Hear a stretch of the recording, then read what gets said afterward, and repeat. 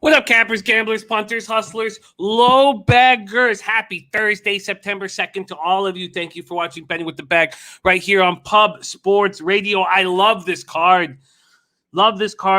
And coming off a frustrating day, was very wrong with Jacksonville State. I only ended up moving on the full game. So, it could have been worse. We're still sitting 4-2 so far on the season, and there's 5 games that I've broken down that we will get into after baseball. So just for a heads up, we're Temple, Rutgers. We'll start there. Then we'll head over to Boise State, UCF. Then we'll head over to South Florida, NC State, East Carolina, App State, and then we'll finish off with the Ohio State, Minnesota Big Ten matchup. And 8 games in baseball. Baseball started off nice for me. Reds first 5 -1/2. Yankees, LA first 5 under 4.5. Boston, Tampa Bay first 5 under 4. And then the Twins hurt me badly. So I was wrong on Steele, but the impressive performance by Ryan, he did good enough. He pitched well enough for me to win those bets. KC -1. I was right about Cower, and I should have maybe look. I shouldn't have taken first 5. I had a bullpen advantage, so I stuck with that. But I lose KC -1, and San Francisco -1 was a loser. And then I never moved. I cashed on the Yankees, LA first 5 under 4.5, but I never moved on the Yankees, even though I was bullish about them. It was just that when it came down to actually making the bet, the -2 for the Yankees was -142, and I just couldn't send it in. I just couldn't. It just, and it ends up cashing. And then the Yankees first 5 -1 cashed, and I had the Dodgers first 5 -1, and that cashed. But the juice was too heavy for them to be ahead that much, and I didn't pull the trigger. So it was a disappointing day. But I thought the capping was sound. The capping would have been better had I said, Look at the market. They're telling us that Logan Gilbert's going to have a good start. If Logan Gilbert's going to have a good start and the Mariners aren't hitting, then that first 5 under or full game under was just staring us in the face. And then I was saying that, look, this Rockies first 5, why isn't the market not moving towards Rockies? Of course, it ends up doing that full game. I still think Texas has a better bullpen than the Rockies. I wasn't going to take full game, but I stayed off the first 5. If I'd be a better capper, I would have then moved to Oihara and the Rangers first 5. But you know what? I didn't get my anger out, at least on Razor Sharp's horse racing show, because I put together a pick 5, and I was live in the pick 5 at Assiniboia, and so I stopped betting race to race. But I need to bet just to get that out. I need to get some horse action out, and then I just sat there with this pick 5. Now, yes, I was drinking and enjoying myself, but so I'm frustrated. I'm sitting here frustrated. If I hear pigeons banging on my balcony, I might lose my shit. I should get a little more happy and relaxed as the show goes on. But that's just how I am right now. It is great to see you. I'm very excited about capping NCAA football. Adam Lastman says, easy win with UAB. Great job. Matty Ice with the taint. The taint moves. It moves 75 cents in Matt Randall's face, and he shows no fear whatsoever and cashes. God bless Taint. How about that? God bless Taint.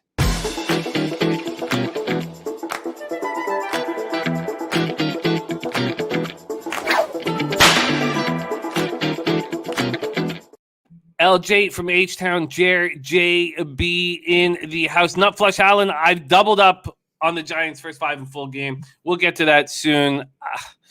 Ross Pitts, you did. You nailed it. You were also on the over.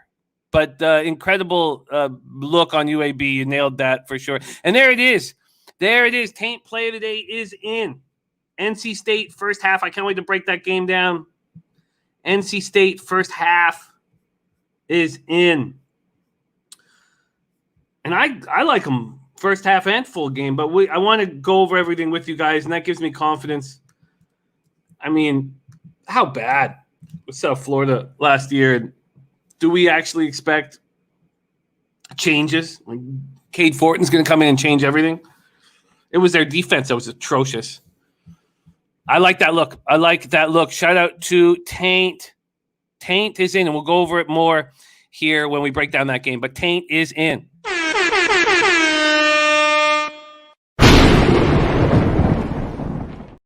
Ross Pitt says take Rutgers, Tennessee, Ohio State, and the Wolfpack. I can't wait to watch the Ohio State game. I find extremely interesting. I agree. I like the Rutgers call. Let's copy and paste Ross Pitt's looks here.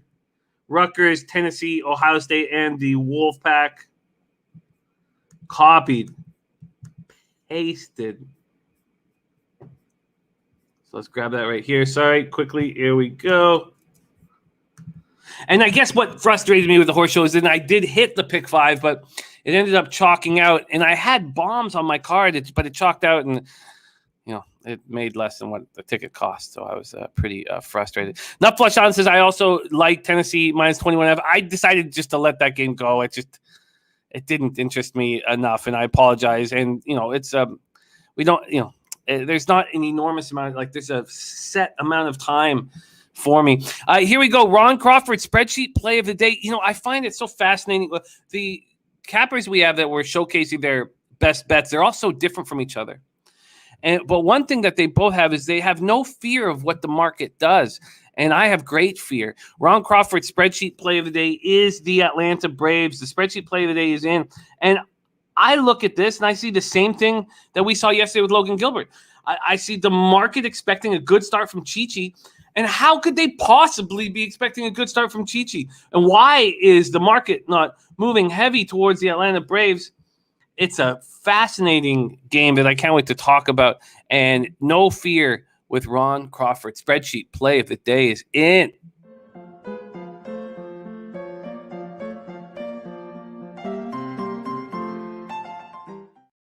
Vipe in the house. Evan L. Jeff Shahadi. Jeff, I would like you to know that the trivia contest is still on our minds. And you and Davfen may have something coming. So I'll be in touch with you guys. I can't stop thinking about it just because I love you guys so much, and that was a tough loss. Jeff Shahadi was the first person to answer Lodals, except his spell correct changed it to Littles. Gerald Jones in the house. There's Taint. We talked about it. J-Dub ready to go. Eric Jones. Oz B says you taking spread on Rutgers. You're right, he is, and I think it's a good look. Nutflex says check the Giants team total over and see what you guys can get it at. There we go. Check it out. Okay, so I'm going to copy and paste that right now. He is our Rutgers game's canceled, Billy Friedrich says. Postponed until Saturday, says Terry Walker. Rutgers postponed. Okay, thank you. All right. Rutgers game postponed to Saturday. Thank you, guys. Postponed. Saturday. All right. Okay. So, we can talk about it on the Friday show. There's razor sharp picks in the house. I want to join you guys. I didn't get to scratch the itch last night. But while I didn't scratch my itch, razor sharp picks, man. Huge exactas. He had to have cleared 1,500 last night. Spectacular work, razor sharp picks. It was fun watching you roll. TJ play other days, Tampa Bay Rays -1. Rays smash lefties. I love it. I love seeing that. I'm all over it. Let me just grab it here. Where's TJ? TJ's play of the day is in. Why can't I find it? Why can't I find it? I can't. Why the hell? What's wrong with me? And spreadsheet play of the day 2 is the Tampa Bay Rays. Okay, so we have 2, and I'm already first 5 full game on the Rays. So let's grab that. So Rays is number 2 for Ron Crawford. And these guys can double up whenever they so please.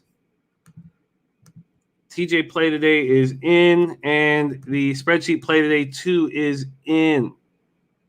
Tampa Bay Rays. Okay, perfect. Copying and pasting.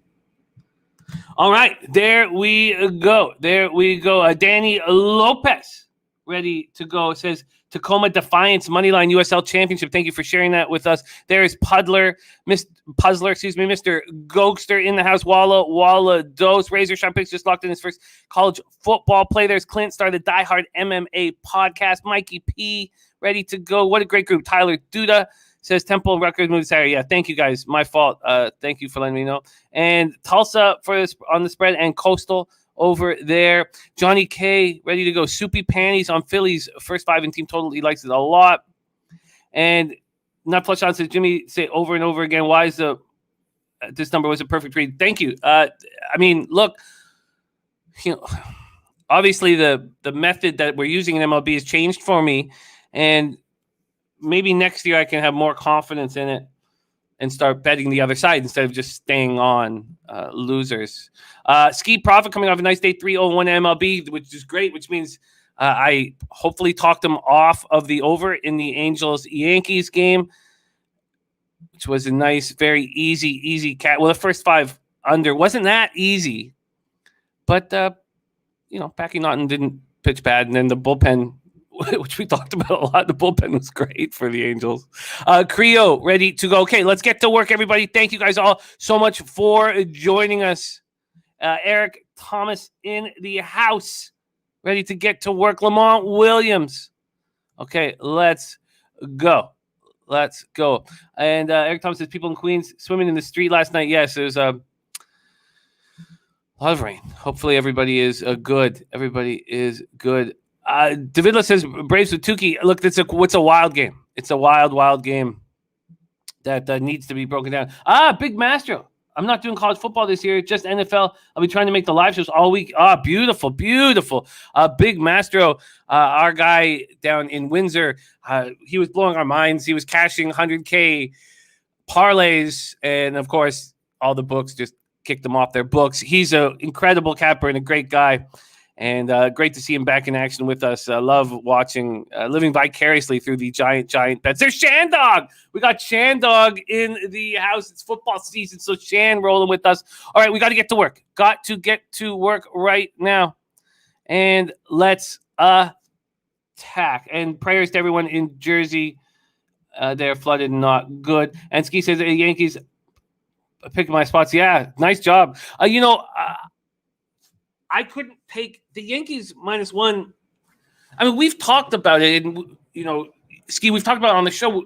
I watch guys like Aunt L and Twally Latte beat MLB year after year, trusting big favorites, and if you pick your spots like you are doing, you can succeed. You really can. And the hard part for me is just not, really being disciplined. Because I felt like I was so disciplined with the afternoon games, and then come the night games, I just fired too many shots, and it bothered me. All right, let's get to work. And Lamont Williams max play is in, and Nightmare 917 in the house. I like it. Nightmare says first time tapping in. Let's win some bread. Thank you for tapping in. Kevin Riley and Lamont Williams. Jared Schrader also rolling. And Razor saying Ski hit everyone with the big favorite stat you had the other day. Yeah, it works. It works, but you have to stay so disciplined, and that's an issue with me because I want action. And I was so disciplined with afternoon games. All right, let's get to work. Thank you guys so much for joining us. Betting with the bag right here on Pub Sports Radio. We start with MLB coming off a 4-6 day down, 2.95 units. God, capping is a battle. That's exactly what I won on Tuesday. So I just gave it back. Upsets me. Von Polo just woke up in Vegas. Attaboy, Von Polo. Hope you're having a great trip. And there's Slick Rick ready to get to work. Let's go. We start at 1:05 p.m. Eastern. Philadelphia Phillies at Washington Nationals. Phillies 68-64, 29-36 on the road. Nationals 55-76, 31-35 at home. I have made 6 bets already, but nothing on this game. 68 Fahrenheit clear, 12 miles per hour in. Aaron Nola on the bump. 7-7, 4.30 ERA, 1.10 WHIP. 148 2/3, 181 Ks, 33 walks, 21 home runs. And there's Maxwell Smart in the house. Great to have you, Maxie, my guy. Okay, Nola's last start, 5 1/3, 3 hits, 2 earned runs, no walks, 7 Ks, and a 7-6 extra inning win at home versus Arizona. At home, he's been okay. Not the Aaron Nola we remember, but good. 4-3, 3.33 ERA, 219 opponent's batting average. But he gets on the road, and I don't know what happens to the man. 3-4, 5.17 ERA for Aaron Nola, and a 241 opponent's batting average. Paulo Espino, he gets hit by these Phillies, and I don't trust him. But I didn't trust him in his last start, And I took the over in that game, and I got crushed. It was a 2-1 final, and he pitched well. 5 innings, 3 hits, 1 earned run, no walks, 7 Ks. Espino has a 4.13 ERA, 1.17 whip, 65 Ks, and 80 and 2/3. Phillies versus righties, 248, 776 OPS. Nats don't hit righties. Smash lefties don't hit righties, 245, 712 OPS. Phillies bullpen last 30 days, 4.55 ERA, 1.33 whip. Nats bullpen, 5.42 ERA, 1.56 whip. Taryn Walker says this Phillies game may get postponed. Let's move over to RotoWire and see if they put in the lineups early. If they have, then I would think it would play, but let's do that so we don't waste too much time here. And thank you for the heads up. And Lit Picks is parlaying the White Sox and Yankees run line yesterday. Nice job. Teacher says, important to note that for this game, Espino gives up 41% fly balls and 25% of those go for home runs. Fly balls today will be kept in the park with the wind. That's a beautiful note. I've got 0% rain in Philly, Washington. 0% rain, sunny and beautiful. Okay. So let's go into baseball data. That's such a good point. Thank you for sharing that. Another example of all of us just working together with every note and every thought, and I love it.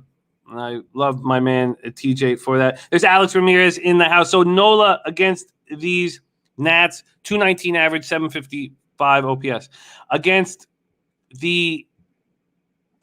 Paulo Espino, the Phillies are hitting 333 with an 898 OPS. But what an important point.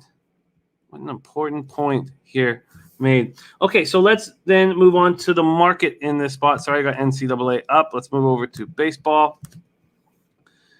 And here we go. Money lines and totals. All right. Nola on the road can't be trusted. What does the market expect from him? We have a between minus 161 and minus 170 for Nola, and the 8.5 has already dropped to an 8. Now let's move over to cash flow. Here we go. 2,900 tickets in. 88% of the tickets, 95% of the cash on the Phillies. 68% of tickets and 84% of cash on the over. Strange. Okay, so let's back it up here right now because this market is kind of new here on this game. So the Phillies open up at minus 165, and now they're at minus 163. A 2-cent move to the Washington Nationals, and yet 95% of the money line cash is on the Phillies. Well, that makes no sense. That makes no sense whatsoever. I don't know when Nola's going to step up on the road, but I certainly don't want him as a big favorite on the road. Frank Gomez, thank you. I wish I could. I'm not hitting enough winners. I want more winners.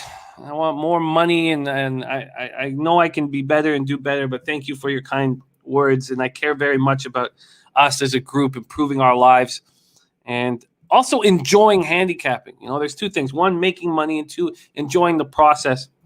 Creo's on the Phillies first 5 minus a half. I can't do it.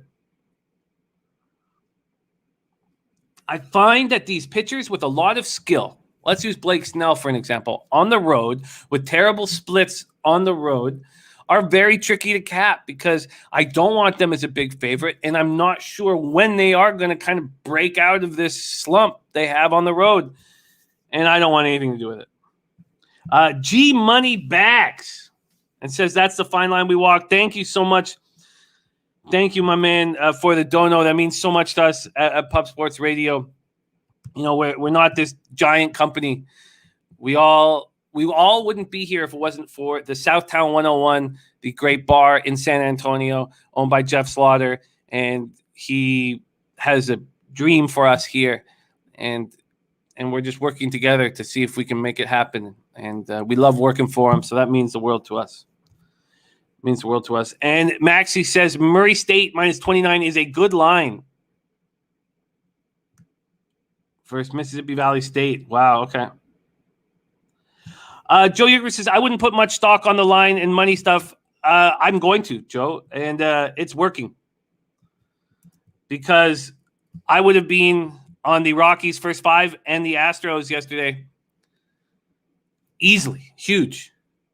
If not for putting a ton of stock on the line moves and money stuff. And I had to change something. I had to change something in my MLB capping.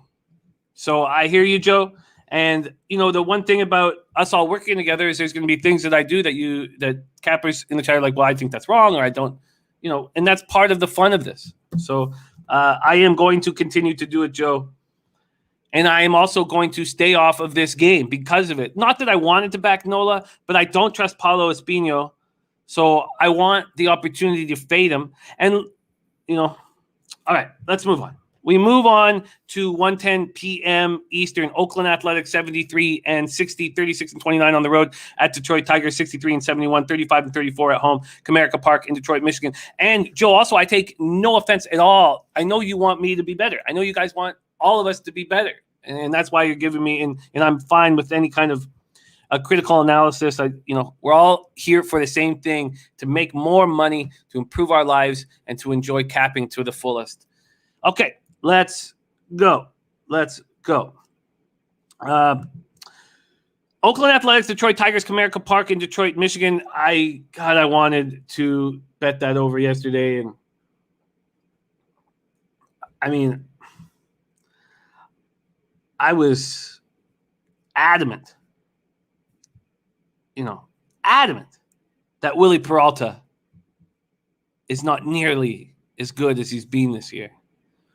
But I could not pull the trigger. LJ from H-Town says Oakland first 5 average 3 runs, last 8 games. Montas, last 11 starts allowed 3 runs or less. Frankie Montas, Matt Manning. So these are I'll tell you right away, I wanted the first 5 under, but I wanted it at 5. And I thought I was going to get it. And I didn't think I needed to rush the bet either. This game opened at 9, full game, then went to 9.5.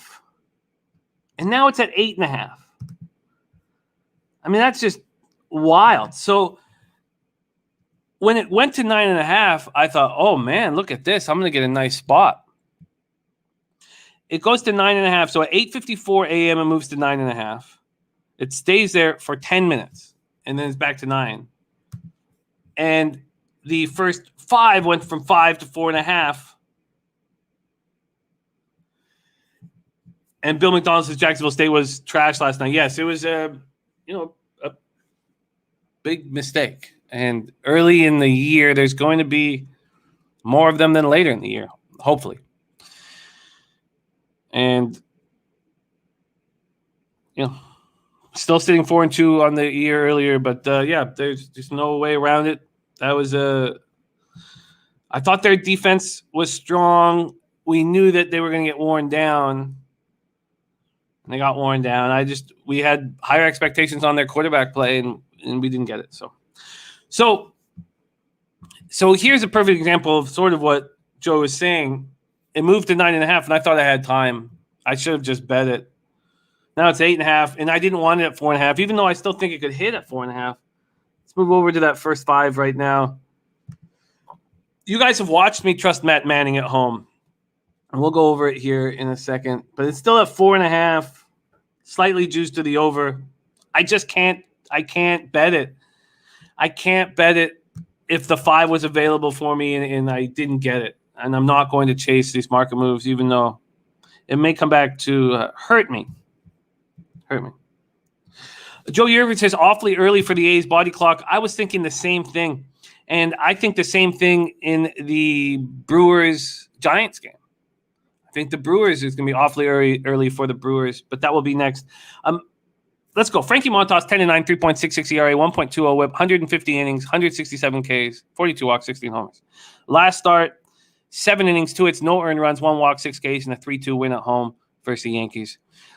I know his getting popped for steroids has kind of hurt the way we look at Frankie Montas, but he's pitching very well. He's pitching very well right now. And Jeffrey Blue Ball's pick of the day is in. Blue Ball's pick of the day is in. We're all over this Rays game. We have a ton of action on this Rays game. I love it. Okay, let's go to Matt Manning. 3-5, 5.46 ERA, 1.52 at 59 and a third, 34 Ks, 18 walks, 7 home runs. In his last start, he went 6 innings, allowed 6 hits, just 1 earned run. No homers, 1 walk, 5 Ks, and a 2-1 win at home versus Toronto. It was a big casher for me. I went full game. I got the plus 155. It was on Friday night, and it was glorious. At home, he's 2-1 with a 2.93 ERA, but he's still allowing opponents to hit 274 off him. On the road, he's 1-4 with an 8.16 ERA, 319 opponents batting average. What I've seen from Matt Manning, and we know he's going to be a huge part of this rotation in the next few years, is that he gets the big outs when he needs to at home. He steps up at home when he doesn't on the road. A's versus righties, 243, 765 OPS. Tigers versus righties, just 212, 605 OPS. A's bullpen, 3.42 ERA, 1.10 whip last 30 days. Tigers bullpen, 3.56 ERA, 1.45 whip over the last 30 days. Disappointing. Vitalis says, Rib Fest in Reno this weekend. Take the G6, come party with me. Be at the Atlanta Suites. Still owe you from Vegas, buddy. Oh, Vitalis. You know what? That sounds like fucking heaven to me. I've driven through Reno once, but I've never stayed there. And to check it out and to eat ribs and to get hammered and to gamble with my guy Vitalis sounds like heaven to me.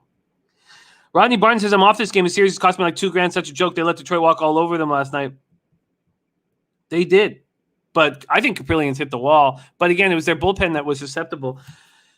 I think there's value on Detroit here. But I don't want to. Let's take a look at Montas's last road starts. Why don't we do that? Let's take a look at Montas's last road start because you're getting a big price, a huge price. Well, let's just take a look at the market move. First off, the first 5, Montas at BetOnline's at minus 195. He opened it at minus 197.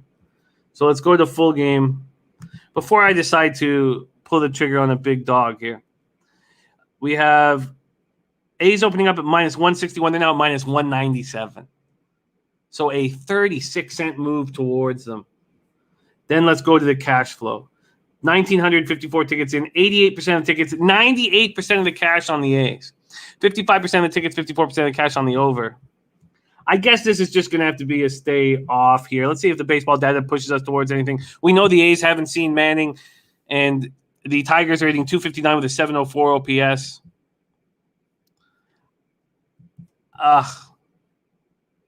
Ron Crawford said Oakland is on the spreadsheet, but too high. TJ says, can you really back Detroit bats? Look, did they get over it or get through this slump yesterday? I mean, and Vital says, with the Red Sox barely winning, is anyone not taking the Rays at home today? We're going to look at how public it is, but because it wasn't ridiculously public.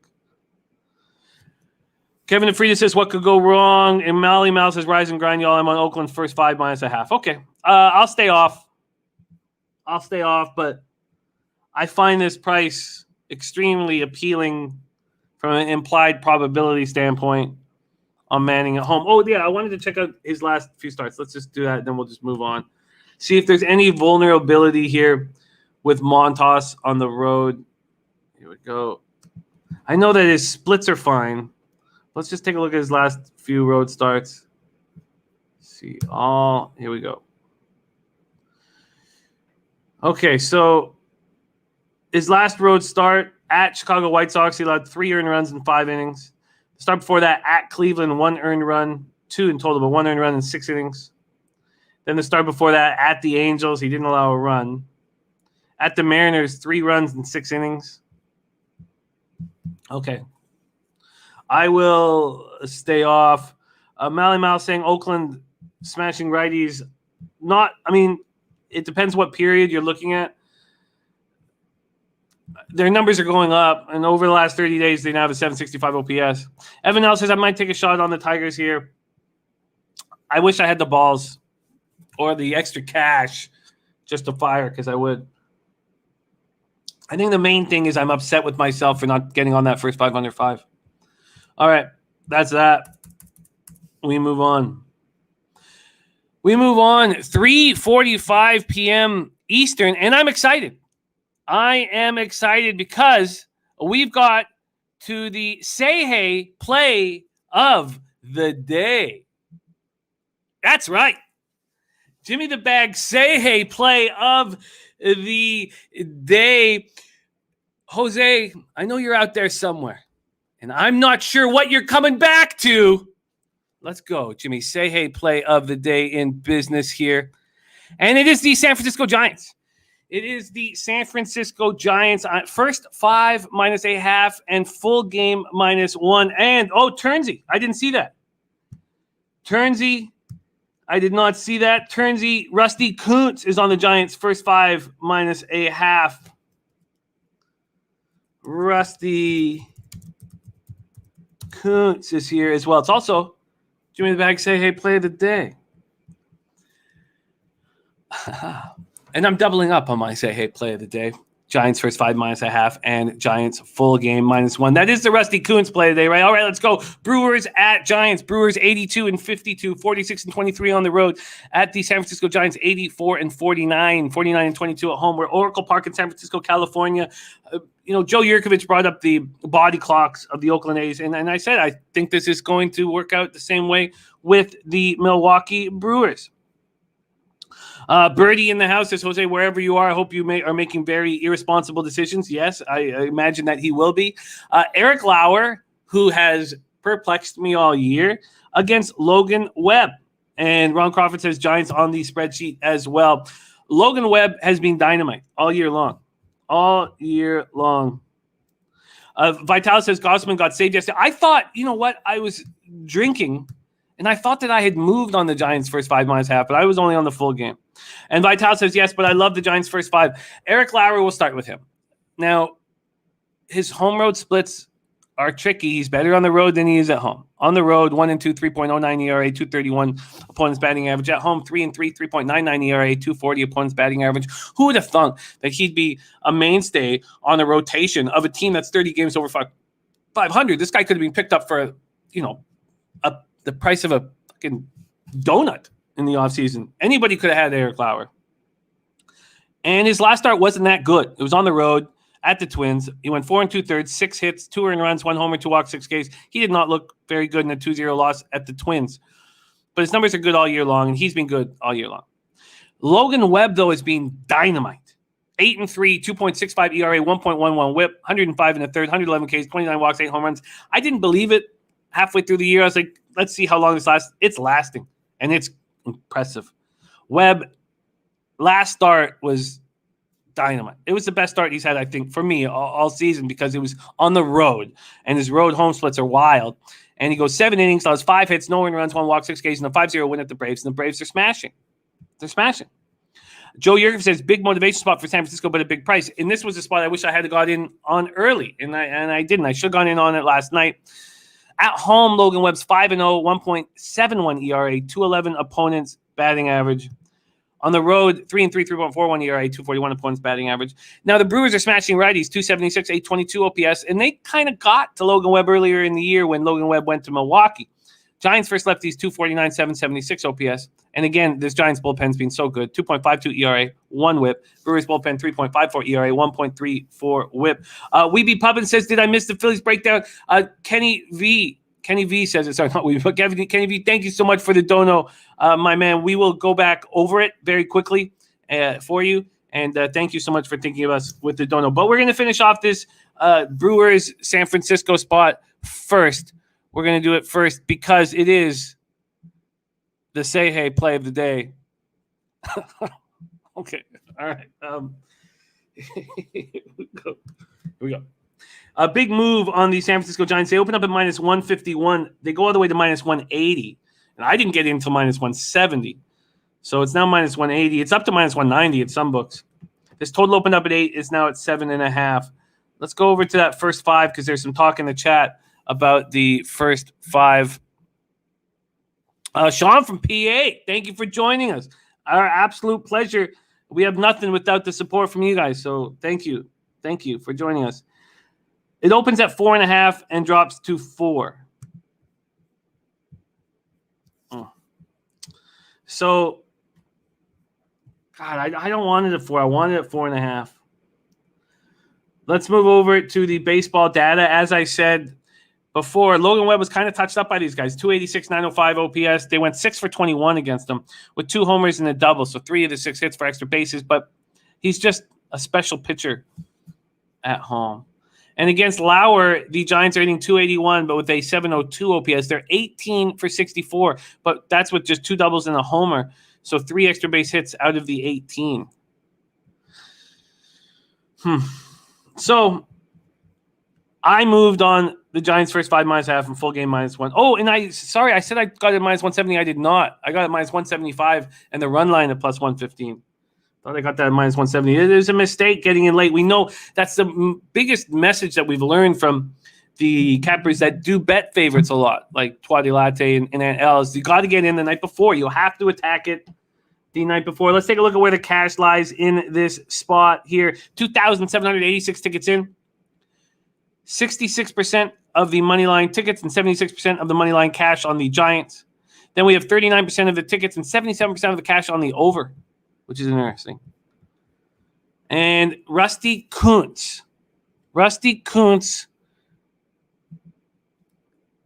play of the day from our man Turnsey is also on the Giants' first 5 -1/2.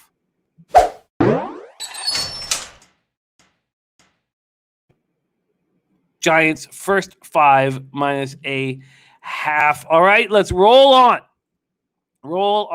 Now, Sean says, listening to Gabe in a few interviews, he's trying to figure out some roster moves. Look for the Giants to hit tonight, including Webb getting a hit tonight. If you can find the team total over, book it. Wow. And you know who's the capper in the chat who's been backing pitchers to get hits for huge scores is none other than the Cupcake King, Maxwell Smart. Interesting.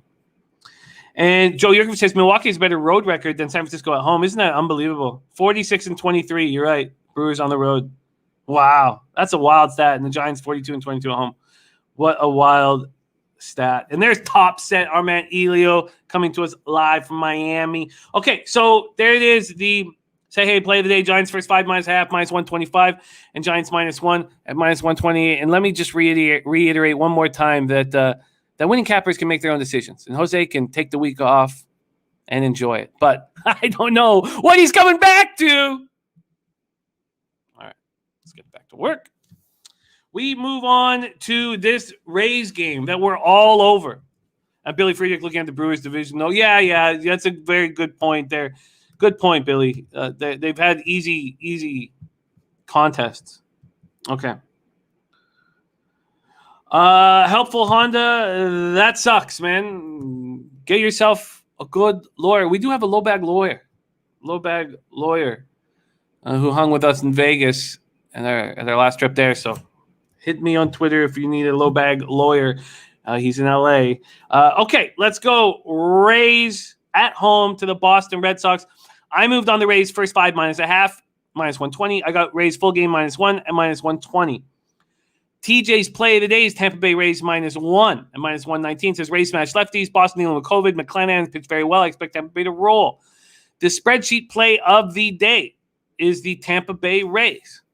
Tampa Bay Rays for the spreadsheet play of the day. That's hitting 60% on this show. Shout out to our very own Ron Crawford.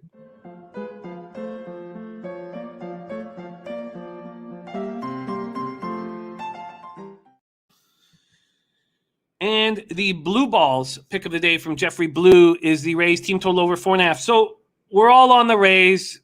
Before we break down this game, let's look at just the market immediately to see if we should have any reason to be nervous because we're all on the same spot here.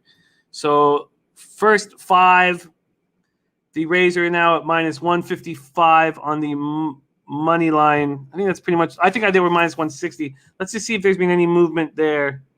We'll go to Bet Online. And they opened it. So a 5-cent move towards the Red Sox on first 5, okay?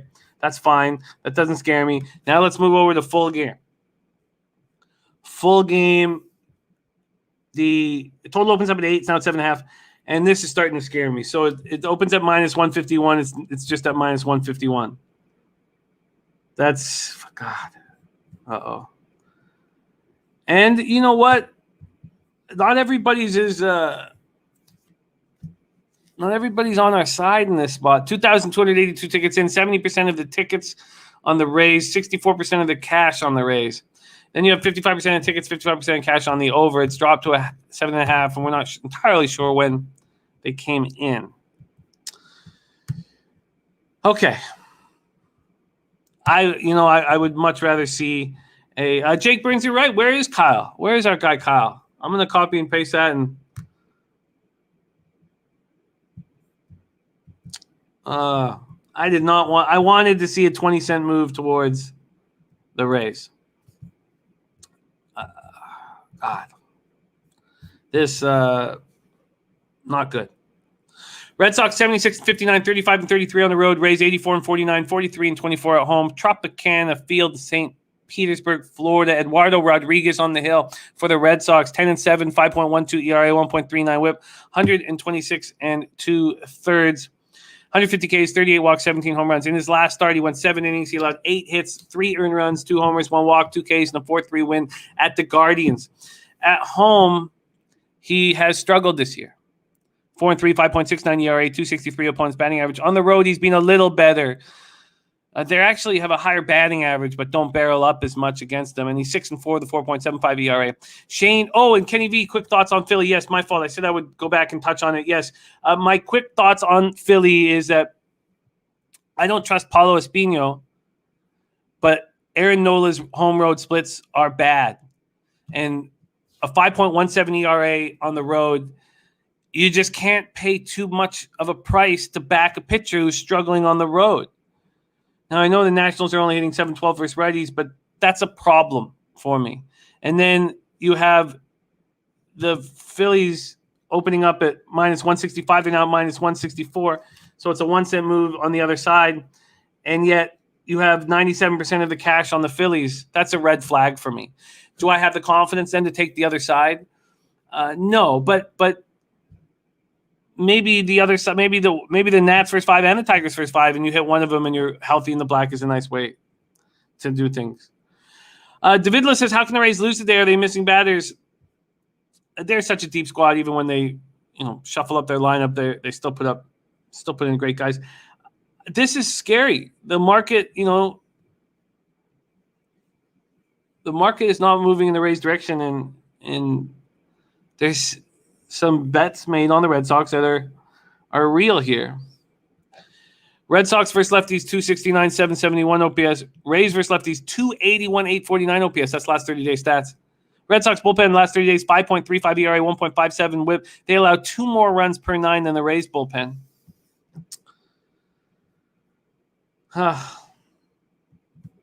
Makes me nervous. Let's go to baseball data. Against Eduardo Rodriguez, they're hitting 257 with a 793 OPS, 26 for 101, 4 doubles, and 5 homers. Against Shane McClanahan, 176 with a 653 OPS. They're 3 for 17 with 2 singles and a homer.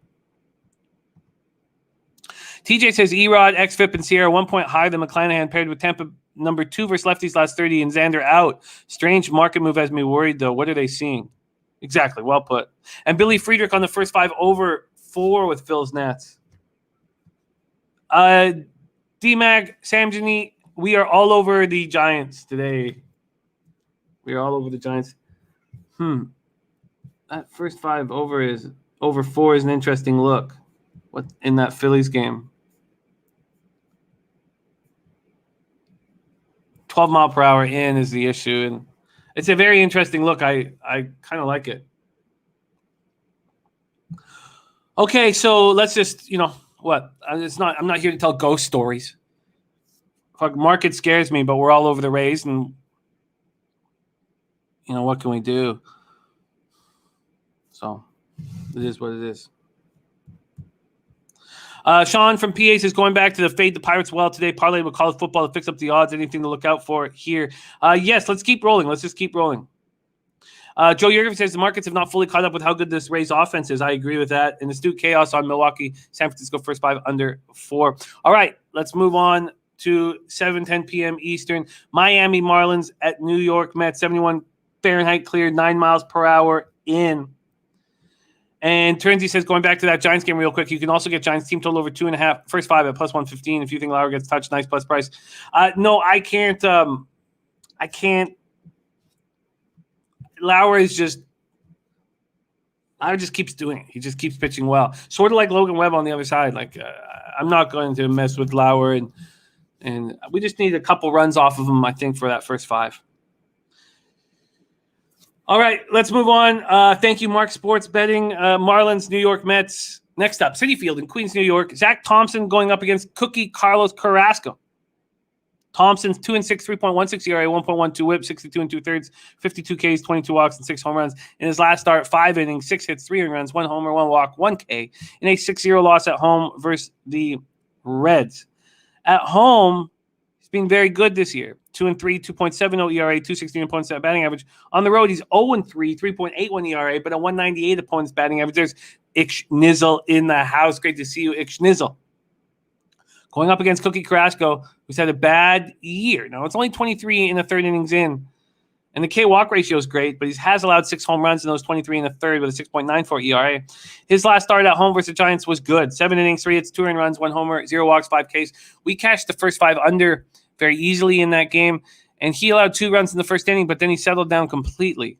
Marlins aren't hitting righties, 238, 669 OPS. Mike M says, is it still Thompson? Let me check. Did something change? Thank you, Mike M. Let me check right now.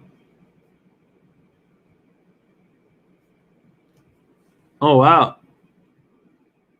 Is this game even going? It's off the board. Lee Federchak in the house. Lee, it's been too long. Great to see you. Is it still Thompson? That's a good question. Somebody's not pitching. This market's all gone. And E says, I see Sandy Alcantara. Okay, well, interesting. I will study that spot. But, yeah, it's off the board everywhere now. Neither team are hitting righties. Marlins bullpen's been bad. Mets bullpen's been very good. And Joe Urias says Mets are way, way, way overvalued. So, it looks like Zach Thompson is not going to be pitching. He's had great numbers against the Mets.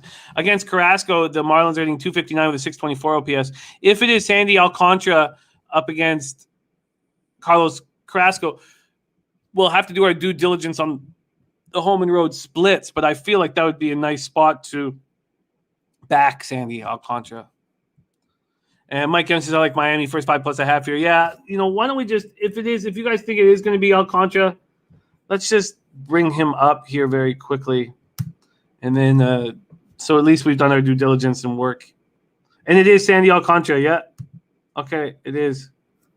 Now it's going to be on the board here shortly. This is great. Okay, so he has back-to-back starts against the Reds, who are smashing righties, and he's excellent. 14 innings, he allows 10 hits and 3 earned runs. And 23 strikeouts. Now he gets to pitch against the Mets. Wow. Let's just take a look at his splits here very quickly. That's so impressive. I like that look, but Carrasco's pitching well. We'll have to see if it's expected under, then that plus a half will be very expensive. Might be worth just taking him on the money line. And then away, he's not as good as he's at home. So 6-7 with a 4.24 ERA, 252 opponent's batting average. But in saying that, those 2 starts against the Reds were very impressive. One was at home, one was on the road. And he has not faced the Mets this year. So, yes, I think if it is Alcantara, no, Turnsy, we're breaking down. Well, it was going to be 5 games, but the Rutgers game's gone. So we're breaking down 4 games in college football today. Just 4. Matty Ice says Mets win. Well, then maybe if he's expecting Cookie Carrasco to pitch well, which is very possible, then maybe the first 5 under would be the look. We'll have to see what the market is when it becomes available. All right, let's move on to 8:05 p.m. Eastern, Pittsburgh Pirates at Chicago Cubs. So this is another spot that got me. Just fucking got me. I wanted the under 8.5. It was available for me. All I wanted to do was just add the stats for versus righties the last 30 days. That was it. And I did that, and it moved to 8 right when I was going to send it in. And so that made me angry. But it was right around the same time that the first 5 came out, and I just nailed the first 5 under 4.5 immediately at minus 115. And I like it a lot. Now I want to see 4s across the board here to like it even more, which is what I expected when it went down to 8. And Tell me there's 4s across the board, and they're not. Wow. Huh. 4.5s are widely available for the first 5. Did it go back to 8.5? What am I missing here? How has it not gone down to 4? Did BetOnline move it back to 8.5, or did they never move it? No, they never moved it to 8. That's strange. DMAC, we're going to break that game down. I can't wait to do it. Mark Sports Betting says, do you ever buy up to 8.5 from 8? If it opened at 8.5 and it moves to 8, I let go. It was my mistake. I'm not going to chase. I'm not going to reach for markets. And I don't want to pay. And at Bet365, they make you pay through the roof for that stuff. We are on the Pirates Cubbies right now, Mally Mal, and Astute Chaos going right up against me with the first 5 over 4.5. That scares me. Wrigley Field, Chicago, Illinois, 72 Fahrenheit, mostly cloudy, 7 miles per hour in. That's nice here. Sean from PA says that 8.5 is at minus 130. I'm surprised. This makes me nervous that this hasn't gone down to 4. Mitch Keller versus Keegan Thompson. This is a huge advantage with splits in this spot. Yeah, Mark, sports betting. I don't pay for those things. I just let them go.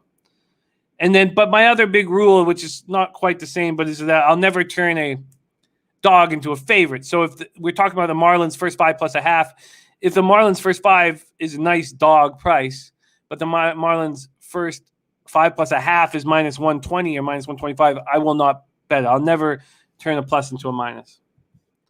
All right, let's go with Mitch Keller, 4 and 10, 6.75 ERA, 1.81 WHIP.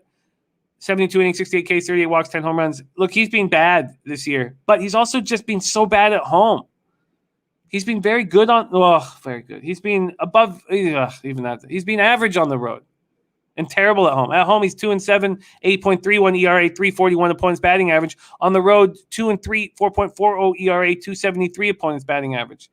I'm using these splits to my advantage against this market, and going up against this Duke Chaos, which makes me nervous. Keegan Thompson, 3 and 3, 3.09 ERA, 1.41 WHIP, 46 and 2/3, 45 Ks, 26 walks, 7 home runs. He screwed me badly on Friday.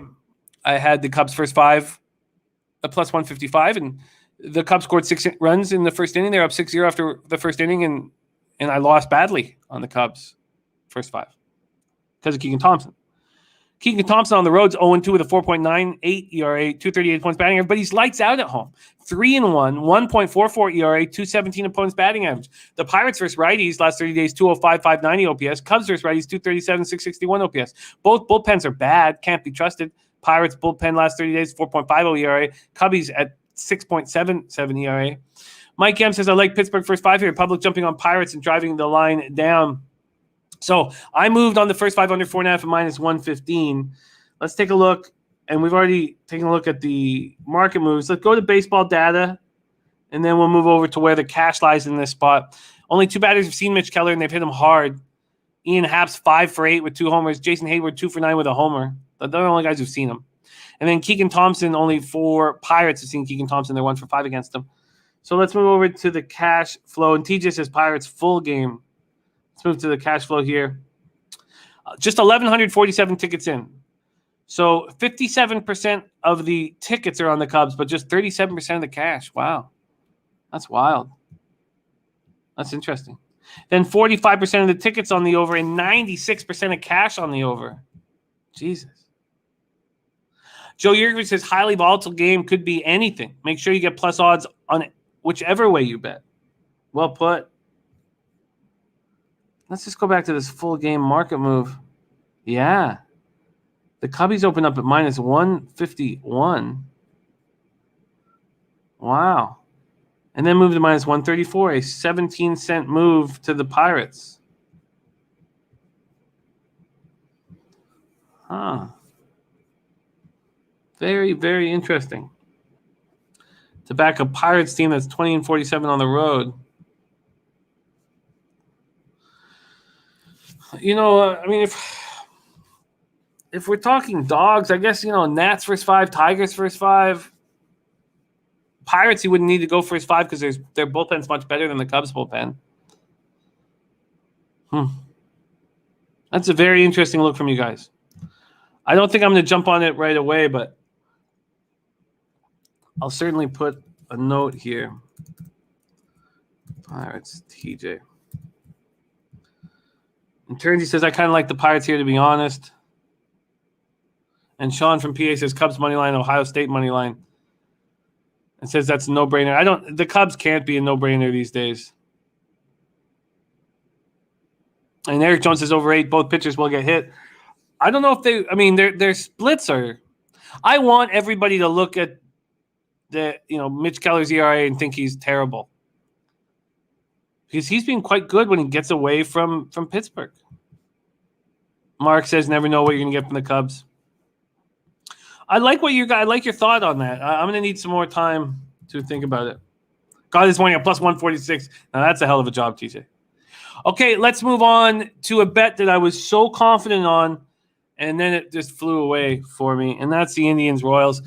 Tristan McKenzie's been so good, and I wanted him. I wanted to back him. And TJ says, I can't take an over wind in, and these teams can't hit. I agree. Hoops 590 in the house says Simona Halep money train Friday. And Sharon Pulliam ready to get to work. All right. And the pimp slap play today is going right up against me. Casey, first 5. The initial, and CT Bay's liking the Pirates as a small dog. And Joe Yurkovich's play today is right with me. Okay, beautiful. He's with McKenzie too. Thank you, Trustee. All right. Sean, I just don't think it's a no-brainer. Because Ohio State is a no-brainer. Although, we're going to see a young quarterback, on the road in his first game, which is not going to be easy. Probably going to rely on the run game. But, Okay, let's get to work here. Robert Franklin also on the Cleveland Indians. I agree, but this market move made me uncomfortable because the initial move was towards the Indians. I moved on it, and then it went back to the Royals, and it scared me. I'm on the Indians first 5 at minus 125. That's a pretty terrible line. From what it is at now. The Indians opened up at minus 117 at Pinnacle. They're now minus 110, a 7-cent move towards them, and the total's gone from 8 to 8.5. So with that in mind, let's just look at the cash here. Just 1,248 tickets in, but 68% of the tickets and 92% of the cash are on the Indians, and it's a 7-cent move towards the Royals. Well, that makes me very uncomfortable. Then we have 68% of the tickets and 96% of cash on the under, and yet it's moved from 8 to 8.5. Kauffman Stadium in Kansas City, Missouri. Indians are 31 and 34 on the road. Royals 32 and 33 at home. 81 Fahrenheit, mostly cloudy, 10 miles per hour sideways. Tristan McKenzie's being spectacular over the last little bit, and I expect it to continue. I really like this kid. I think he's going to be a big part of their rotation. 3 and 5, 4.83 ERA, 1.15 WHIP, 107 Ks in 91 and a third. Joe Yurkovic says Indians hit very well lately, and McKenzie's been solid. Exactly my point. I thought the exact same thing. Indians versus lefties, 286, 831 OPS last 30 days. There's Dutch boy fresh in the house. So, McKenzie, 8 Ks, 1 walk in his last start, 5-1 win at home versus the Angels, just 2 hits allowed. At home, 1-1, 4.40 ERA, 161 opponent's batting average. On the road, he's 2-4 with a 5.21 ERA, 193 opponent's batting average. And I'm going to have to sort of put a line through that because of how good McKenzie's been lately, especially since that stint in the minors. Mike Minor, 8-11, 5.30 ERA, 1.27 WHIP, 147 and 2/3, 142 Ks, 41 walks, 25 home runs. His last start, he was quite good. 6 innings, 6 hits, 3 earned runs, 2 homers, 1 walk, 3 Ks, and a 6.5 extra inning loss at the Astros. I already gave you the numbers with the Indians versus lefties. Royals just 238, 665 OPS versus righties, and both bullpens pitching very well. The Royals pitching even better. Schnizzle says, Roll Tribe, I'm here. I'm with you here, Jimmy. And Johnny K's on the first 5 under. So we've seen the full game go from 8 to 8.5. I'd be curious to see what this first 5 has done. Why don't we head over to Pinnacle and see if they will share it with us. They don't always, and they're not doing it here. Okay, let's go over to Bet Online and see if they will share their. So there's been no movement. Cleveland opening up at -115, staying there on the first 5. So let's go back to them and see what they're doing with this total. Bet Online total. Open at 4.5, juice to the over. It's now juice to the under 4.5, -115.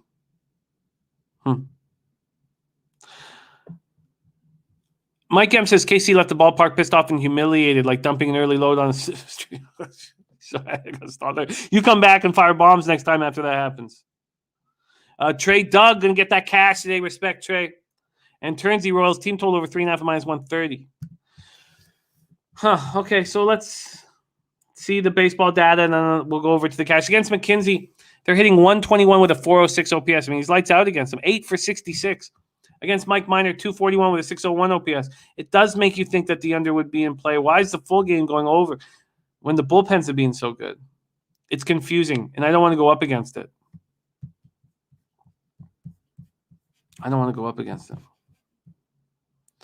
And Dutch Boy Fresh says he's going to be back with the freshest look next week. It says we will kill NFL. So why, TJ, would there be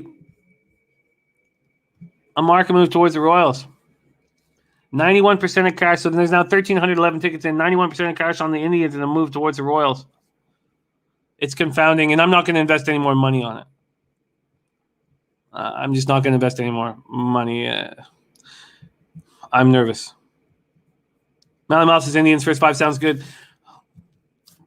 Well, I'm on it. So is Joe Yurkovich. And Pimp Slap play today going up against us.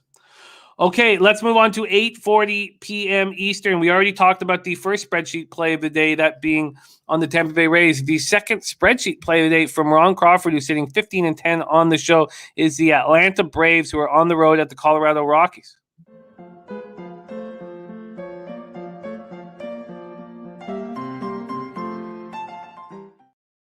Braves 37-29 on the road. Rockies 43-22 at home. We're at Coors Field in Denver, Colorado.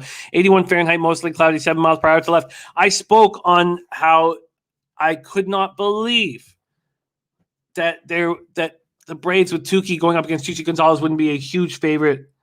It just made no sense to me. And this was sort of a similarity between the Astros game yesterday. The Braves opened up at -155. They're now at -154. This total was over 12.5. Is now under 12.5, but very, very confusing. So there's been a 1 cent move over to the Rockies, 1,374 tickets in, 73% of tickets and 60% of the cash is on the Braves. So somebody out there, I think, is making a lot of money on the Rockies at home, and it's just going back to the well. But there's also must be an expectation that Chi-Chi's going to have a good start. 48% of tickets are on the under, 55% of cash on the under, and we see it moving to the under 12.5. Robert Franklin on Braves run line. Look, if last year I would be right with you on the Braves run line. But this year, I'm letting the market take me off of spots, and I'm letting them take me off of it here. Tukey didn't start. His last appearance came out of the bullpen. It was August 29th. And it's not an inning situation. I think because he's come back from the IL, I think they're just – I don't know what the hell they're doing with Tukey, to be honest with you. But his last start came in a 9-0 win. It was not a high-leverage situation at all. He went 1 inning. His last start was August 22nd. He went 5 1/3, 5 hits, 1 earned run, no homers, 3 walks, in a 3-1 win at the Orioles.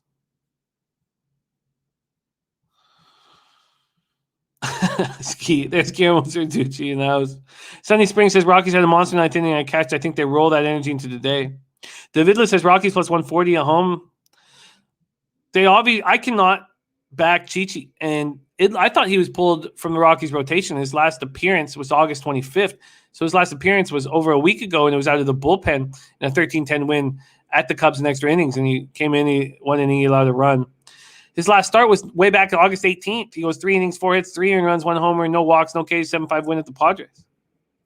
And Billy Friedrich says Cleveland first 5 going big on that. Well, that gives me some more confidence Hope we catch that, Billy. So Braves versus righties, 239, 735 OPS last 30 days. They're not hitting them that hard. Rockies versus righties are smashing them, 256, 801 OPS. And both bullpens have been pretty good. Braves bullpen, 4.03 ERA last 30 days is falling back. Remember that bullpen had looked very good for a while. So it's kind of going back to resorting to where they were earlier in the year. And the Rockies bullpen's been pitching well. So here we go. You have Ron Crawford on the spreadsheet play day with the Braves. You have a market expectation that Chichi Gonzalez is capable of having a good start. You have both bullpens pitching well. And then you have a 12.5.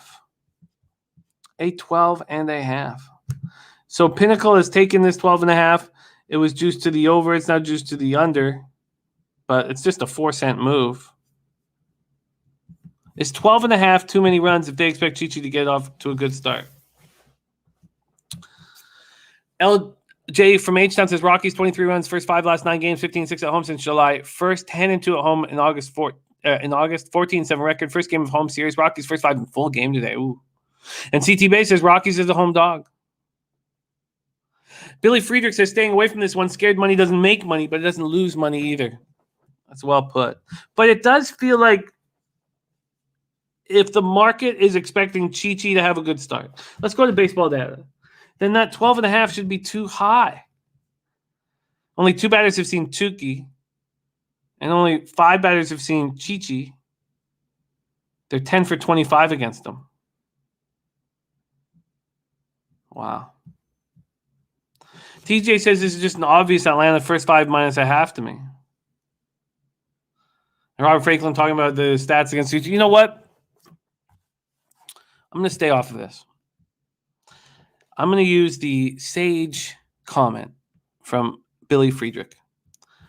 If I had a free bet, I would take it on the under 12.5. TJ says Atlanta can breathe again after facing those studs in LA. Now they get this bum in the thin air. And Von Polo's been doing this all year, and he's been cashing huge. The Coors Field fade, which is taking the underdog on the -1.5 run line for huge scores. I love it, Von Polo. Okay, so no move for me there. All right, let's review action. Let's review action here and then get into NCAA football. Phillies, Nats, nothing for me. There's DJ Big Boss in the house. There will be more DJ Big Boss on this show. I promise you. I promise you. And Big Boss, we got to talk to a lot of good things being said about you from us. So, A's, Tigers. I wish I had got on that first 5 under. I'm not going to reach for it at 4.5. I doubled up on the Giants, first 5 -1/2 and Giants -1. God, is it too blatant? Is it too blatant? I'm on the Rays, first 5 full games. Seeing the market move towards the Red Sox scares the shit out of me. And the Marlins with Alcantara on the bump are going to be interesting. Let's just see if I can refresh it and see if there's any market up. So no, still says undecided. Sammy Calmer, what's happening, my man? And then I'm on the Pirates Chicago Cubs first 5 under 4.5. That's still widely available, and I really think I'm taking advantage of the splits here. We'll see if that blows up in my face. Then I'm on the Indians first 5 -125, and I'm nervous that the market's moving towards the Royals. It doesn't make sense. And then Ron Crawford is on the Braves. TJ's on the Braves first 5. I completely get it, but I can't do it. I cannot do it. Mally Mouse says I'm seeing Zach Thompson. Zach Thompson is being pulled from the start. So we know that. There will not be Zach Thompson. All right. So there you have MLB. So looks like there'll be no addition for me at all. Just my 6 bets that I will stick with here. And again, very proudly, I state that the Say Hey play of the day is in business. And it's the Giants, first 5 in full game. All right. There you go. We move on to NCAA football, sitting 4-2 now after last night's loss. Ugly loss. Disappointing loss on Jacksonville State. A mistake. Poor capping. Joe Yerkovic says Royals trying to avoid the sweep. Bettors are scared of McKenzie coming off the IL. McKinsey's been so good. And Molly Mouse says, you scared of WNBA. Why don't we cap the ladies? I've just been putting more time into baseball this year than I ever have before. And it takes a ton of time. But you're right. Now, Molly Mouse, when we were very good at WNBA, it was because of our NBA handicappers like Ski Profit leading the way. But, no, it's my fault, Molly Mouse. And then I watch you guys cash off of it in the chat. Like I watched Tease Ida on it. Okay. And Trusty talking about Saratoga race 9 says, I don't know what the odds will be off the turf main track. Okay, I'm going to copy and paste this. Thank you, Trusty. Yeah, no, I watch you guys cash. But let's move on to college football right now and break down these games. And I'm very excited about breaking these games down. And I wish I didn't put so much time into the Rutgers game, not knowing that wouldn't be there. Okay, here we go. First off, just a note that Maxwell Smart says Murray State minus 29 is a good line versus a putrid Mississippi Valley State group. So that exists. And Paco Healy in the house. And then we also got looks from Ross Pitts, who does very good in college football. And he's on Tennessee, Ohio State, and the Wolfpack. And Millsy here. Oh, beautiful, beautiful Millsy. I love it. I respect it. Okay, let's go to work. We are going to start here at the Bounce House in Orlando, Florida. We're going to start with the Boise State Broncos, 5-2 last year, 5-0 in the Mountain West.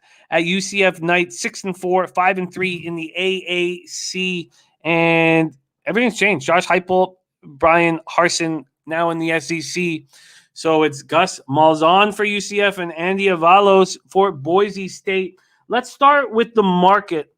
And then we'll move on to the breakdown.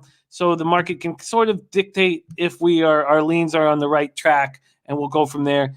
So here we go. Boise State, UCF. And this is going to be fun with no defense whatsoever played by either team, most likely. But the market knows that, and this total is going to be extremely high. So let's move to spreads and totals. Here we go. Boise State, UCF. Come on. Okay, here we go. UCF opening at -4. They're now -6.5. This total opening up at 69.5 has dropped to 67. So a 2.5 point drop there. Let's see if that makes sense with the cash flow here. And we have 9,848 tickets in. So this is great. So we're going to have a huge sample size of tickets for all of this, all these college football breakdowns. 9,848 tickets in. On the spread, 74% of the tickets and 84% of the cash are on UCF. On the money line, 65% of the tickets, 89% of the cash are on UCF. And then 49% of the tickets are on the under and 72% of cash on the under. Very interesting. And everybody, please jump in and talk about stuff that you like here. Mally Mal says UCF is still decent. Michael Evelyn says, don't know if Boise can keep up with them. All right. Former head coaches gone, new head coaches in. UCF finished 6-4, was blown out by BYU in the Boca Raton Bowl. Both teams have a big streak of winning openers. UCF ranked dead last in the AAC in total defense last year and ranked second nationally in total offense, 8th in scoring offense. So Dylan Gabriel has been excellent. The lefty threw for 3,570 yards, 32 touchdowns with just 4 picks. His 357 yards per game led the country in 2020. They've lost 3 pieces at running back in Craig McCray, Otis Anderson, and Bentavious Thompson, but it's a loaded position. They still have a ton of options coming in. Then over to Boise State, they didn't play in a bowl after San Jose State beat them badly in the Mountain West Championship. 6 straight season openers they've won, and they beat Florida State 2 years ago in their last time they went to Florida. Hank Bachmeier, third-year starter. This offense scored nearly 34 points per game last year. Khalil Shakir, 867 yards, 6 touchdowns, is very exciting wide receiver. And they have a really nice running back duo of Van Buren and Holani. Holani was hurt last year, so we don't know how good he can be. And Van Buren is a beast at 240 pounds. It's a really nice combination. They struggled badly against Zach Wilson and Nick Starkel last year. Badly. And other than that, like when they played against weaker quarterbacks, they looked okay. When they played against top-line quarterbacks, they looked terrible. So my thought was over, but market moving towards this under. Tricky. Mike M on UCF. Mighty Ice says Summers are for Taint will be out on tomorrow's show. DJ Big Boss says Boise definitely has what it takes to be UCF. But Gus says this is his best group. Only play I have is the under. Wow. Mike M says UCF offensive line and defensive line will just keep hammering away at Boise. Big advantage there. And Millsy is on Ohio State minus 11.5 and minus 145. Talk to Max, the Cupcake King. Well, this is all throwing me for a bit of a loop here. We're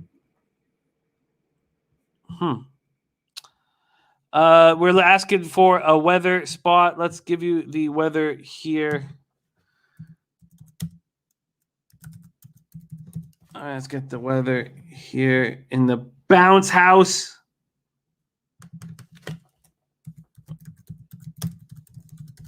So this game pops off at 7 p.m. Eastern. And it's gorgeous. Absolutely beautiful. It's like 28. Oh, that's Celsius. Sorry. I know you guys that doesn't. It's like 80 Fahrenheit and not very much wind. Josh Benedict, UTSA plus 5.5. Georgia State minus 2. Nevada plus 3.5. Clemson minus 3. Oregon State versus Purdue over 67. From Josh Benedict. I will copy and paste that. Okay, so I guess there's no move for me. DJ Big Boss already on the under. So let's just look at this market move towards UCF, which I agree with. I guess the idea being Boise State's going to run the ball a lot more this year. Okay, so there's nothing for me there, and I apologize. Let's move on to the next spot on the card. South Florida Bulls 1-8, 0-7 in the AAC at NC State Wolfpack 8-4, 7-3 in the ACC. And Mike M, not scared at all, UCF and over. And Brian Dancing, anybody like Eastern Washington minus 1.5 over a bad UNLV team. I'm going to copy and paste that here. And yes, Matty Ice, we have come to the taint play of the day.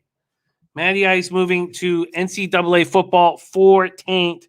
And the taint play of the day is NC State Wolfpack first half minus 10.5 at minus 110. I repeat, taint is college football, and it's first half minus 10.5 for the Wolfpack.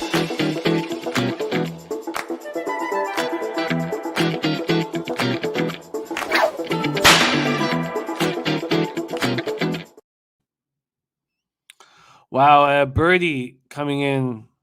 I love it. Says Malzahn will have his team ready offensively. I'm betting first quarter race to 9 points. UCF plus 145. First drives will be scripted. And Gerardo Hernandez also liking this look on the Wolfpack. Okay, so let's again start with the market here in this game. NC State, where are you? Shit, sorry, I can't. This is going to happen again this year when Come on. South Florida, NC State. Here we go.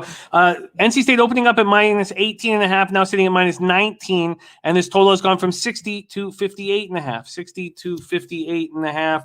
And let's check out the market move here. Only a half-point move to NC State, which is interesting. 8,662 tickets in.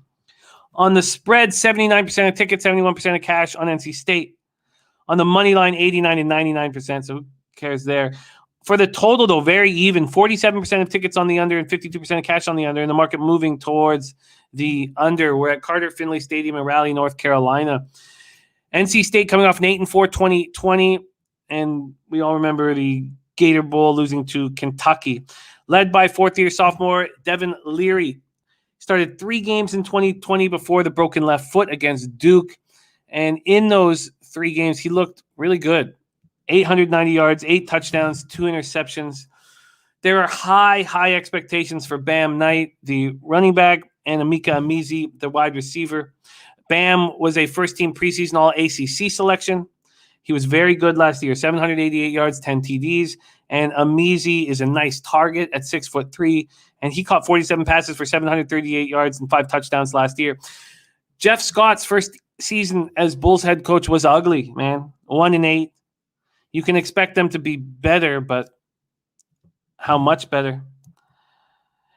DJ Big Boss says, here's the key. UCF would not invite a team like Boise to play non-conference unless they know it's beneficial for them. Wow, that is a good point. That is a good point. And DJ Big Boss says, I'll take the over 1.5 with UNLV max bet, the UNLV win total. Okay, Cade Fortin in a group of receivers that have experience. They got to be better than what they were last year. Kelly Joyner, 368 yards rushing and a touchdown. The offensive line was so bad last year. 30 sacks in 9 games is what they allowed. And their defense allowing 40 points per game. How much better can they possibly be? Birdie says that total in UCF game is dropping because Boise will not hold up in that humidity. I will be betting UCF second half as well. Wow. And Mike M says that NC State has Mississippi State on deck here, so I like the first half more than the full game. I think that Matty Ice has a great look on this first half here. Let me move over and see what it would be for me right now. The taint play of the day is NC State first half. And wow, it's at 10. It's just at 10. Okay, so I'm going to just see why it's moving from the 10.5. Strange. So Pinnacle, let's use Pinnacle. Pinnacle has them at 10 as well. Okay. So it always was at 10. All right, I think it's a nice look. NC State, first half at 10. Yeah. Mike M says stat to consider 19 returning starters, and NC State only won 1 game by more than 11 last year. I'm going to roll with the NC State first half. The taint play of the day, I will be tailing. Taint is in, and it's college football, and it's NC State first half, and I will join.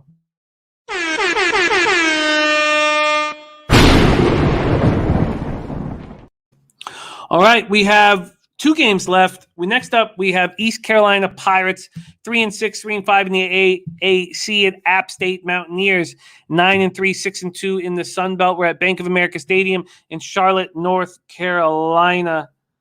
East Carolina head coach Mike Houston is going to be in his 3rd season as head coach. They're 7-14 under Houston, and they did win their last 2 games of the season against Temple and SMU, and hopefully can carry that over. returning 20 starters from his 2020 team. So let's take a look at the market here for East Carolina App State. And wow, market moving towards East Carolina. App State opening up as 11.5-point favorites, now 9s across the board, 9.5 left at Heritage. This total opening up at 58.5, and just like almost all these other games, is dropping, is now at 56 or even 55.5. It's moved to 55.5 at some books. Shane Schwader, what up, man? Great to see you. This is where I've been. I never stopped doing shows for a second. Even in the throes of the pandemic, we were doing 7 days a week horse racing. But it's great to see you, Shane, my man. And here I am, Pub Sports Radio. And it's great here. The water's nice. Ross Pitt says ECU covers. Dennis Trusty says, I'm on East Carolina plus 10.5. Got it early. Let's take a look at the cash. If the cash flow follows this idea that the Pirates are going to be much better than last year, 8,322 tickets in. We have on the spread 55% of the tickets on App State, but just 37% of the cash. On the money line, 85% of the tickets on East Carolina and just 26% of the cash. Wow, that's wild. Then 40% of the tickets on the under and 63% of the cash on the under. All right, so 20 starters return for the Pirates here, and Holton Ahlers is back. 7,093 yards, 51 touchdowns in 25 career starts. And Rajay Harris, the running back, coming off a very strong freshman season, co-rookie of the year honors in the AAC, 624 yards, 5 touchdowns. So Ahlers coming back, 20 starters coming back from its 2020 team. This is going to be an improved East Carolina Pirates squad. App State coming off a 9-3 season under Sean Clark's first year at the helm, and their losses were against tough teams: Coastal Carolina, Louisiana, Marshall. Mountaineers have 17 starters returning, 14 who came back for their 5th year of eligibility, the super seniors. But they'll have a new quarterback in Chase Bryce. Zach Thomas graduated in the spring. Bryce comes over from Duke. He already went from Clemson to Duke. And Cameron Peoples is an absolute monster. Just an absolute monster. He's so good. In the Myrtle Beach Bowl last year, he goes for 317 yards and 5 TDs, 12 TDs, 1,124 yards on the ground. He's a monster. And Fat win betting second half, total under 27.5 in App State versus East Carolina. And Lee Federchak says first half, Ohio State -7 is my only play. Extremely interesting spot here. The market moving over to East Carolina, the market moving towards the under.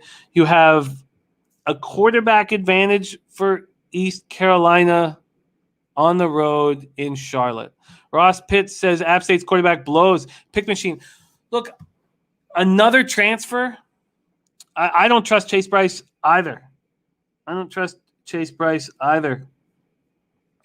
wonder, is it too late to get on the East Carolina train?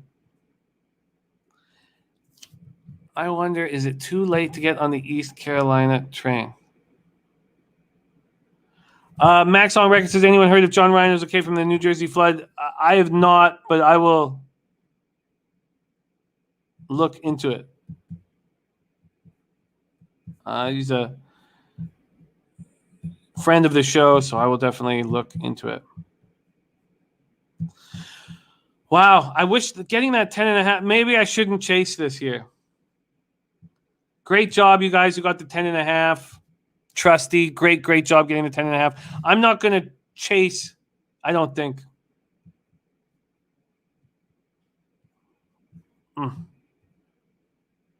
Billy Friedrich says you missed the value in the line on ECU. When a market moves a 1.5, it's not going to be that detrimental unless it's a key number that you're losing. And we all know how key the 10 is, and even a 10.5. Man, now I have no college football action. Okay. And Peter Loshak in the house says Phillies Nats under 8.5 for Pistol Pete Loshak. And Brady says, I think for me, Jimmy, under full game is the only way I can look here now. Not a play, but I think it warrants a look.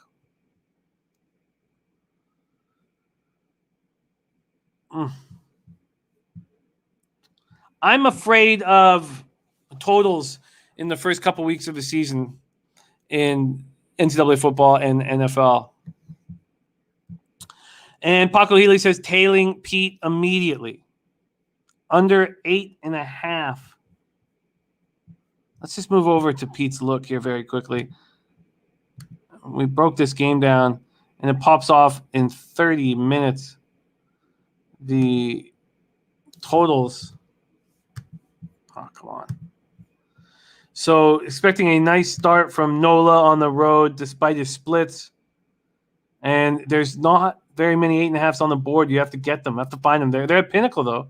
I wonder, did Pinnacle move this back to 8.5? They did. Pinnacle moved this back to 8.5 45 minutes ago. I wonder if the other books will follow suit. They probably will. If your book is not showing an 8.5, you might want to just wait a bit for it. Interesting look from Pete. And Kevin Riley says that John Ryan is okay. Confirmed okay. That's great news. Okay.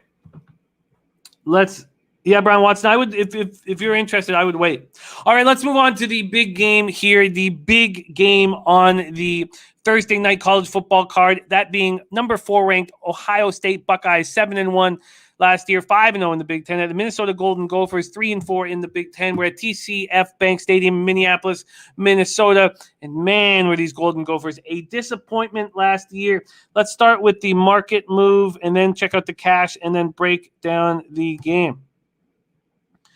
Here we go. We're going to move back over my odds page and let's go. All right, this is taking a second.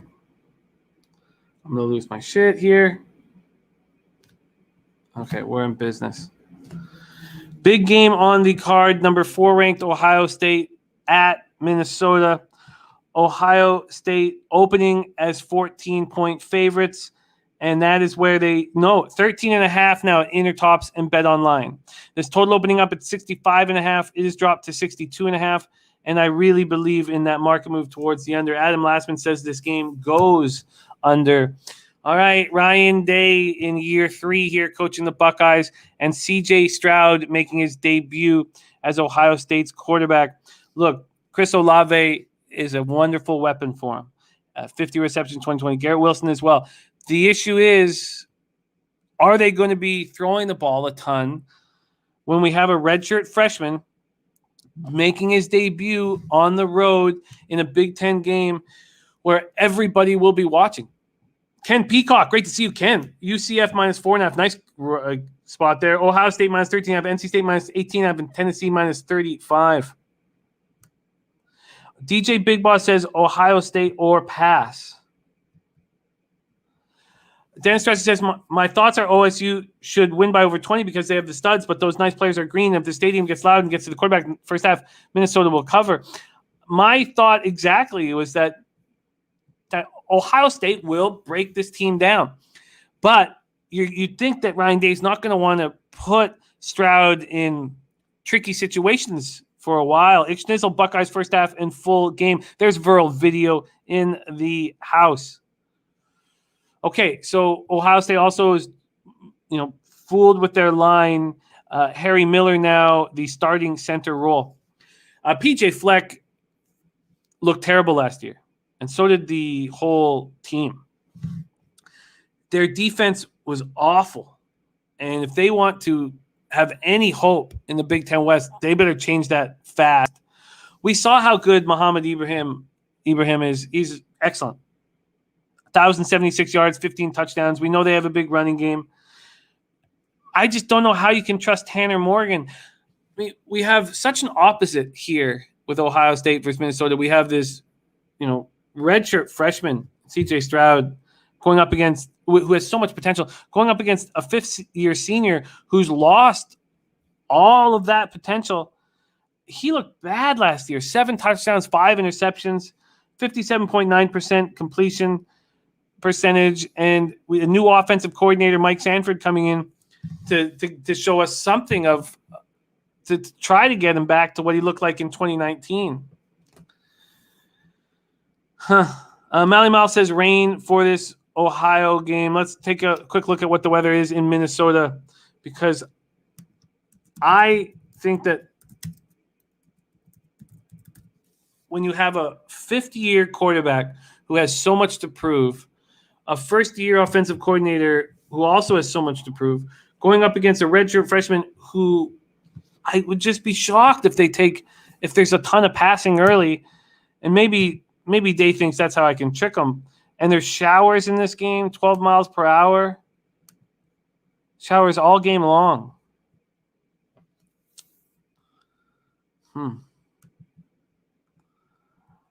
I think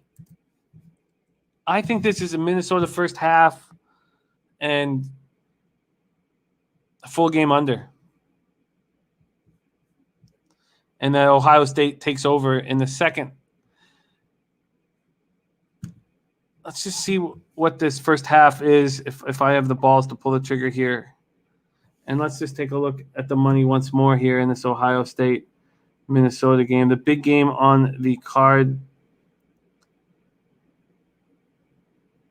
Where is it? Here we go. 19,267 tickets in, so great sample size.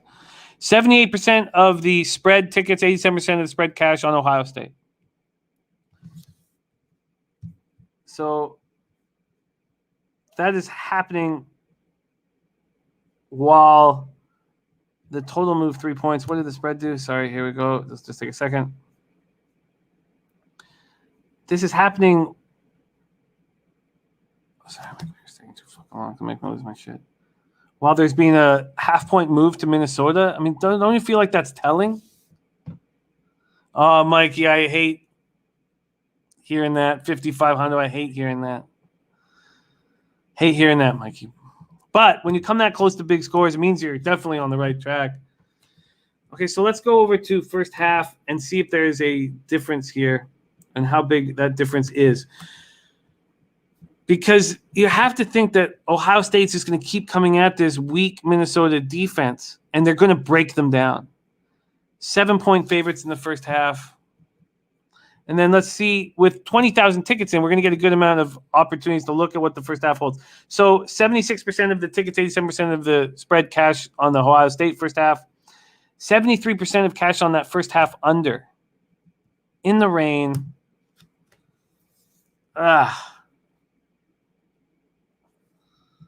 And Puzzler says wet ball suits Minnesota in their run game more. I agree. I just wish I'd get a little more than 7. Kevin Riley says Ohio State always strong. Yeah, I agree. All right, I think that the under is definitely in play, and I'm going to move on it. I just don't want to double up on it, but it just feels like it's the spot. And I have great interest in Minnesota first half. And DJ Big Boss says, why not Ohio State second half? That makes sense to me. I just think let's just go over to what is available to me here at Bet365. Let's just move here quickly. All right. First half, second half. Second half lines aren't on the board yet. I think that makes sense. Sean from PA, no, the first half spread's -7. And then do I get a 31.5 on the first half total? I do. I like that. All right, I'm going in on this game. I want Minnesota first half, and I want Ohio State second half. Yeah, Brian Watson, look, I'm clearly chasing this total, but I think the weather's playing a point, and it's still at 63 there. I want that 63. All right, I'm making moves here. Yes, DJ Big Boss, exactly. My breakdown is based on Ohio State winning the second half. You're absolutely right. That might be something that you want to do live, but I agree. I think that Stroud will just get more and more comfortable as the game goes on. All right, I'm moving on this. I think that this is going to be a big running game. And I expect more from Tanner Morgan. And I don't really trust Tanner Morgan enough, but I like him. You know what? the market is telling us by moving a half point over to Minnesota that with all the money coming in on Ohio State, that Minnesota is the play. I just get concerned because Ohio State is just so talented in their position players, but I think it'll take them a little while to get rolling. All right, so lots of moves being made here in this Big Ten matchup for me. Unders, Minnesota first half, and then I will wait for Ohio State second half to become available. All right, that's very exciting. Very, very exciting. So at this point, I'm not moving on East Carolina App State, and I'm not moving on Boise State UCF. Although I feel like UCF is the full game look here. I really do. It's just that I guess so. When you have a point and a half, like a 10.5 move to 9, when you lose that critical number of 10 is a huge loss and makes me not want to reach. But UCF at 6.5, you're still under 7, and I think UCF will take care of business late.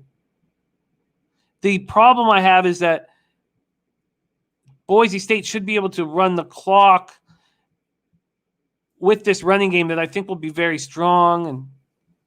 And I don't trust either team's defense. So maybe I'm not sure what to do there. So I still haven't figured out what to do with UCF and Boise State. And OhioSt says I'm saying UCF seems like the money play.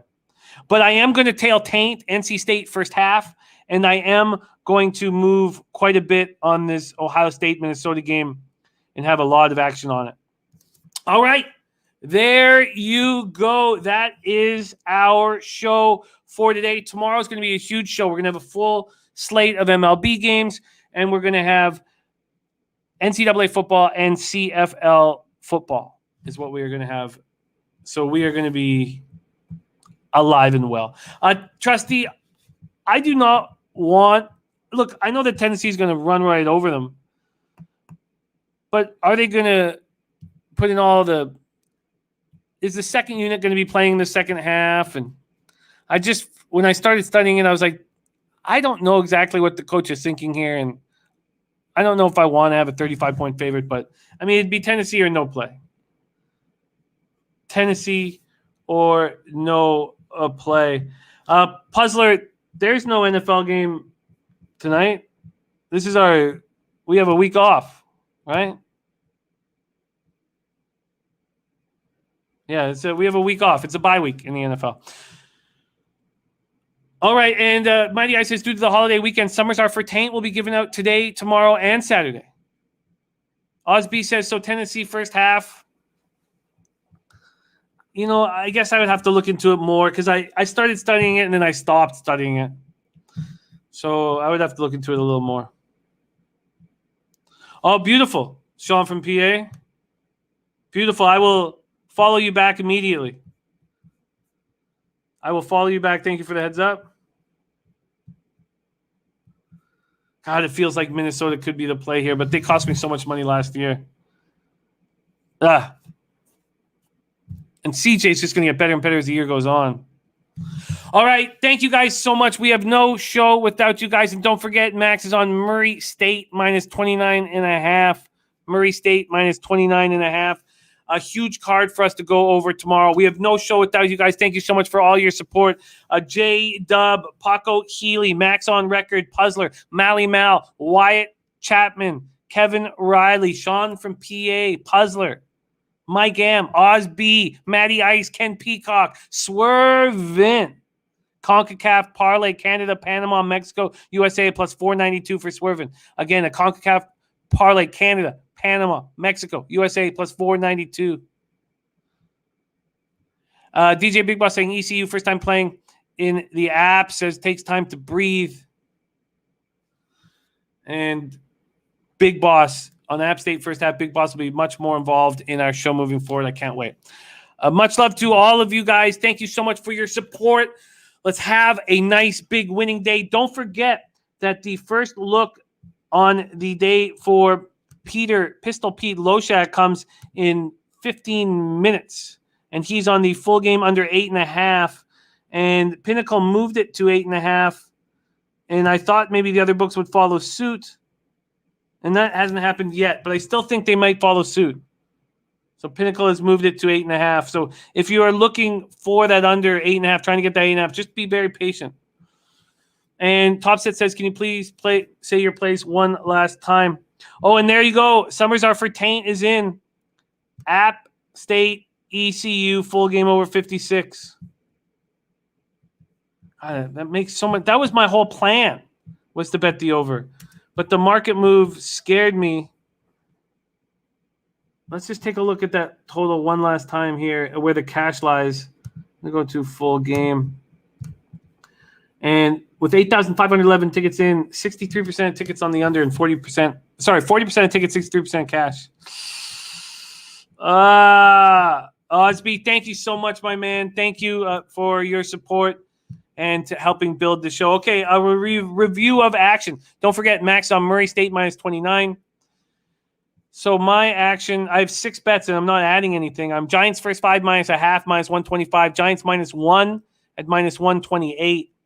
I'm on the Rays first 5 minus a half and full game minus 1, but I'm scared that the market's not moving towards the Rays. It doesn't make any sense to me. Then I'm going to be interested in the first 5 under if Alcantara is the starter for the Marlins. I'm on Pittsburgh, Chicago Cubs first 5 under 4.5. I really like that spot. And my final bet on the card is the Indians first 5 minus 125, which I'm nervous about. All right.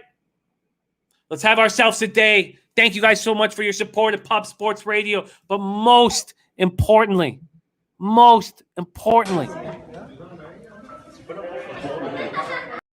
let Jay, Halo's bookmakers. Oh, and then I've got to turn the show off on my own because Jose's getting blown in a ditch somewhere.